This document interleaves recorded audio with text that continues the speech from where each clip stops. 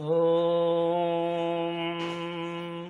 तच्चं यो रावणीमहे गातुं यज्ञाय गातुं यज्ञपतये दैवी स्वस्तिरस्तु नः स्वस्तिर्मानुषेभ्यः ऊरुं जिगातु भेषजं शन्नो अस्तु द्विपदे शं चतुष्पदे ॐ शान्ति शान्ति शान्तिः।